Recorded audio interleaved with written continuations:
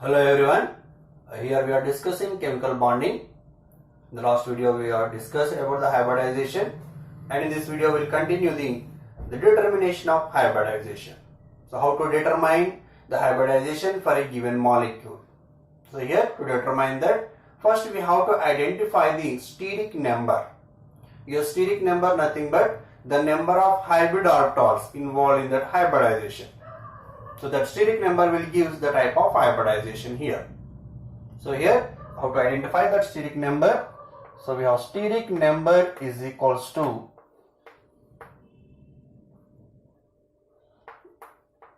can represent like Sn, nothing but total number of sigma bonds, that is the number of sigma bonds around the central atom plus total number of lone pairs and number of lone pairs. Total number of sigma bonds and total number of lone pairs around the central atom. The total number or nothing but total number of hybrid orbitals will give the steric number. If this total number, in the total number of sigma bonds and total number of lone pairs, that is, if the steric number if we get it is 2, then we can say the hybridization is sp hybridization. If the steric number if we get 3, then we can say the hybridization is sp2. If the steric number is 4, then we can say the hybridization is sp3. If the steric number is 5, then we can say the hybridization is sp3d. And if the steric number is 6, then it is sp3d2. If the steric number is 7, then we can say the hybridization is sp3d3. So like this we can see the hybridizations and based on their steric numbers. Now, how to identify the number of sigma bonds and number of lone pairs for a given molecule. So here we can calculate the number of sigma bonds like this by using this formula, number of sigma bonds. This is nothing but number of surrounding atoms. Number of surrounding atoms around the central atom, that will give the total number of sigma bonds. Then how to find out the lone pairs? Number of lone pairs, LPs, lone pairs, that we can calculate by using this formula, that is half into G minus V minus C. This is a formula. What is a G here? A G nothing but group number, or sometimes we can take the total valency electrons of the central atom. This is the valency electrons of central atom, and where V means valency of the central atom.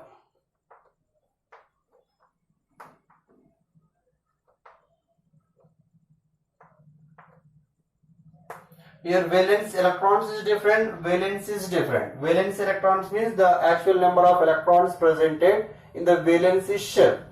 Valency means this is the combining capacity of the atoms. How many sigma bonds it can form, means how many covalent bonds it can form. That is its valence. And next C means here the charge carried by the molecule. Charge of the molecule. So by using this we can find out the sigma bonds and lone pairs. If we can find out sigma and lone pairs, we can find out the steric number. If you know the steric number, we can easily identify the type of the hybridization. So here let us take few examples to identify or to determine the hybridization. Let us take one first example, water. What is the hybridization involved in water molecule? First we have to calculate the steric number, that nothing but total number of sigma bonds, nothing but the surrounding atoms. So around the oxygen we have 2 hydrogen atoms, so sigma bonds are 2. Then lone pairs, so we have the formula 1 by 2. Group number, this is the 6th group, or valence electrons of oxygen. Here valence electrons are 6 minus What is the valency? Means combining capacity. Now oxygen can form two bonds with two hydrogen atoms. And the charge, there is no charge, it is a neutral molecule, so it is a 0. Then we will get 2 plus 2. 2 plus 2 means 2 sigma bonds and 2 lone pairs. The total is equals to 4. The steric number 4 means it is sp3 hybridization. Now the hybridization involved in the water molecule is sp3. In the next example, if you take ammonia. In case of ammonia, again the steric number here sigma bonds 3. Why? Because 3 surrounding atoms. The lone pairs 1 by 2. Nitrogen valency electrons are 5. Now the valency, 3 hydrogens can form 3 bonds. The combining capacity here for nitrogen 3, and the charge is 0. Now it is 3 plus 1. 3 plus 1 means again this is 4. Again steric number 4 means we have sp3 hybridization. Next you can take other example, methane. In case of methane, the steric number, so 4 hydrogens are there, so 4 sigma bonds it can form, lone pairs on the carbon. Valence electrons are 4 and 4 hydrogens means the combining capacity, there is a valency 4. So that will give 4 plus 0 means 0 lone pairs on carbon. The total is equals to 4. Again this is sp3 hybridization. Let us take some charge molecules here. If you see SO4 2 minus, what is the hybridization? The steric number is equals to, again total 4 surrounding atoms, 4 oxygens. So sigma bonds are 4. Now lone pairs 1 by 2. Now valency electrons of sulfur is 6. Now the valency here 4 oxygens, as you know that each oxygen can form the double bond. There are 4 oxygens, 4 into 2, 8. Now the combining capacity of sulfur here is 8. Minus the charge. What charge it carries? Negative 2. So minus 2 means minus minus plus. So plus 2. And that will give 4 plus, again this overall 0. 4 plus 0. Again 4 plus 0 means 4. It is sp3 hybridization. SO4 2 minus hybridization is sp3. Let me take ClO minus. Here chlorine is a central atom. Now the steric number. So 1 oxygen is a surrounding atom. So sigma bonds is 1 plus 1 by 2. Chlorine central atom, the valence electrons are 7 minus each oxygen can form the double bond. The valency of the chlorine here is 2 and the charge minus minus plus 1. So we will get 1 plus and this is 3.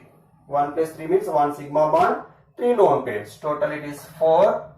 So it is sp3 hybridization. Now let me take one cation type NH4 plus, and here nitrogen central atom. Steric number 4 hydrogens means 4 sigma bonds and the lone pairs 1 by 2. Valence electrons 5. 4 hydrogen means combining capacity 4. So here charge is plus 1. So minus 1. So again that will give 4 plus 0. 4 plus 0 means again it is sp3 hybridization. Let us take a few xenon compounds, the examples.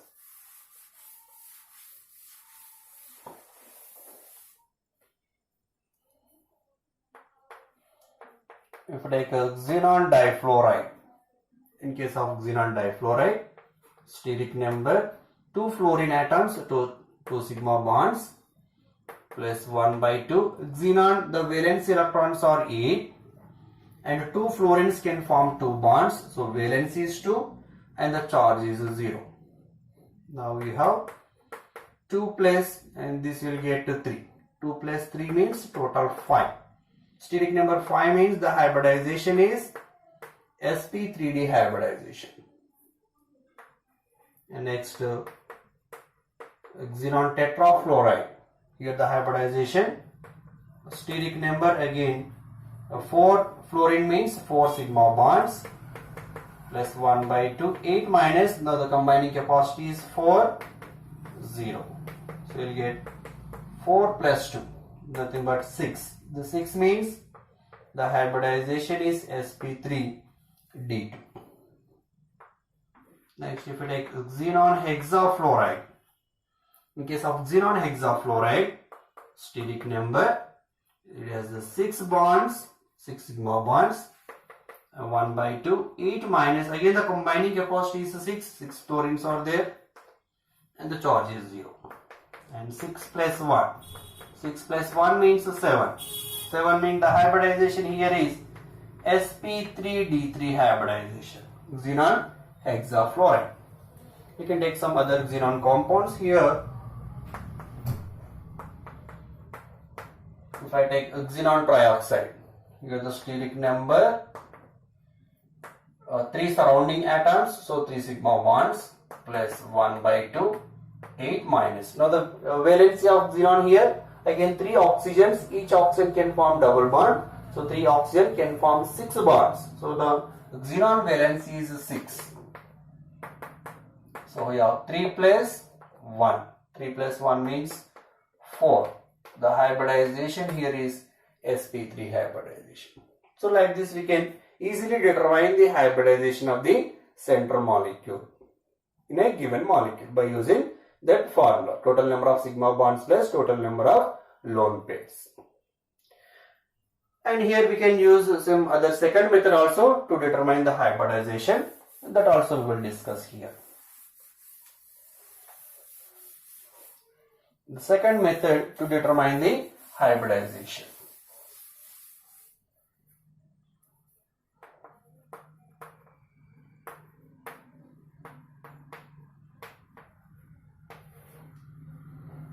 So here in the second method we can identify like this. Let me take sulfur trioxide as an example.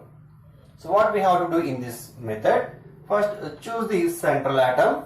In this case sulfur is a central atom, and write all its valency electrons like this dot symbols or cross symbols. Sulfur, it has 6 valency electrons, and we write 6 valency electrons like this. Now each oxygen can form double bond with these 6 electrons. So now we have the oxygen, each oxygen will form double bond. Double bond means out of 6 valence electrons, each oxygen can use 2 electrons. So out of these 2 bonds, one is a sigma and one is a pi. One is a sigma and one is a pi. And one is sigma, one pi bond. Generally, sigma bonds only will involve in the hybridization. There is no involvement of pi bonds in the hybridization. So now total sigma bonds, how many here? We have 3 sigma bonds. Any lone pairs, there is no leftover electrons here, no lone pairs. So total is equals to 3. That's nothing but the hybridization is sp2 here. You can take another example. We will take here sulfur dioxide. Again, sulfur is a central atom here. It carries 6 valency electrons. Then here it is surrounded with 2 oxygens. Again, each oxygen will form the double bond. In that, one is a sigma bond, other pi. One sigma, other pi. So 2 sigma bonds. And also sulfur now carrying 2 more electrons, and these 2 electrons left as a lone pair. 2 electrons indicates 1 pair. So this is 1 lone pair. Now this sulfur is having 2 sigma bonds and 1 lone pair. So the steric number now 2 plus 1, nothing but 3. So 3 means it is sp2 hybridization. The same we can apply for charged molecules also, charged species also. Let us take some charged ions. NH4 plus ammonium ion. So here nitrogen is a central atom and it has 5 valency electrons. But here positive charge indicates the molecule lost 1 electron. Means here we have to remove 1 electron from the central atom. So because here the positive charge is carried by the central atom according to the formal charge. So Now nitrogen has only 4 valence electrons. Why? Because it is carrying one positive charge. And these 4 electrons now will bond with 4 hydrogen atoms. Now each bond again sigma bond. So we have 4 sigma bonds. So steric number is 4. Nothing but sp3 hybridization. Let us take PO4 3 minus. Here phosphorus hybridization. How to identify? So here phosphorus is a central atom. Now the valency electrons of phosphorus is 5. But the molecule is carrying 3 negative charge. 3 negative charge means it has extra 3 electrons. So that 3 extra electrons we keep on the phosphorus. Now the phosphorus is having now 8 valence electrons. In that we have 4 oxygens. Each oxygen can form double bond again.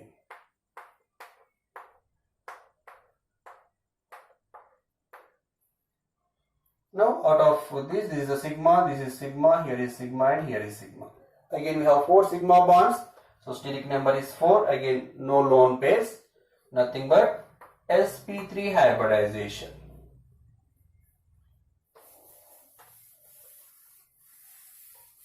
Let me take other here like ClF3. Here chlorine is the central atom.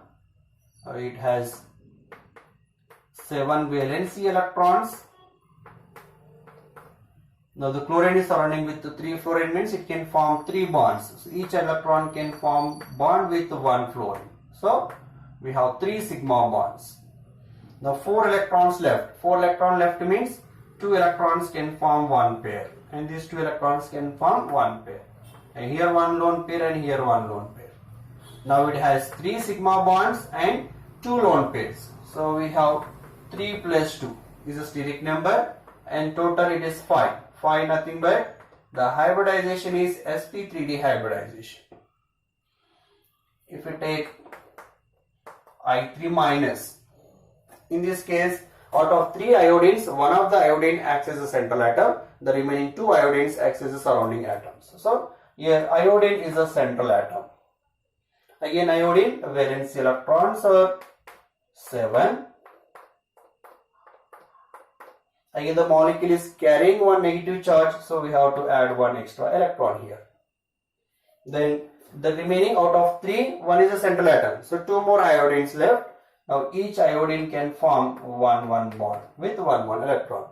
Now how many electrons are left? 6 electrons. So 6 electrons nothing but 2 electrons can form 1 pair. We have the 3 pairs here. Now total 2 sigma bonds and 3 lone pairs. So here 2 plus 3 nothing but 5 again. The hybridization is sp3d. So like this also we can identify or determine the hybridization by using this method, or we can use that formula. Any one method we can opt to identify or to determine the hybridization for a given molecule.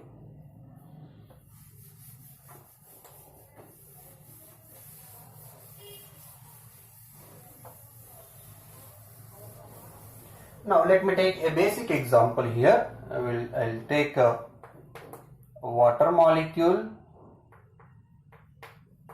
ammonia molecule and methane. See here all these 4 cases the hybridization is sp3. Water shows sp3 hybridization, ammonia also shows sp3 hybridization and methane also shows sp3. So if they show the sp3 hybridization according to the concept of hybridization, and their geometries should be tetrahedral. So all these molecules should be tetrahedral. And the bond angles, and they should have the bond angle 109 degrees 28 minutes, 109 degrees 28 minutes and 109 degrees 28 minutes for 3 molecules. So this should be according to the hybridization concept, as this is a correct. But according to the experimental phenomena, according to spectroscopic techniques, and they found that water geometry is bent. So the geometry of the water is like this. This is a bent shape, or we can call angular shape. or V shape, anyone. But whereas the geometry of ammonia is pyramidal in geometry.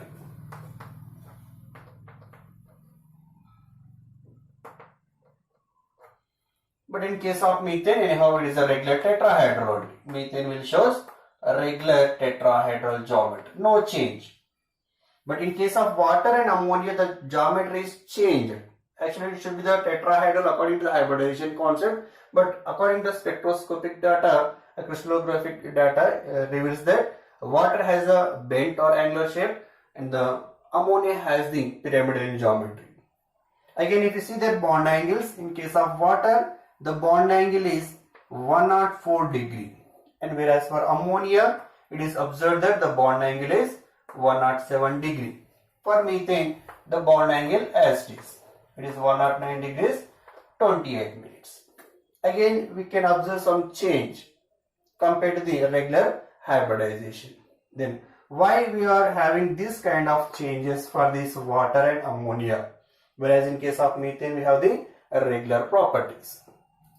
To explain these anomalous properties or abnormal properties for water and ammonia, we have one more theory, that is the VACPR theory, that is called valency shell electron pair repulsion theory. So that will give the clear information why water molecule will shows the certain kind of the geometry than the regular tetrahedral, why it will show the bond angle differ than the tetrahedral angle. So that we can explain based on the VACPR theory. So that part we'll discuss in the next video. If you like this video, please like, share and subscribe to my channel.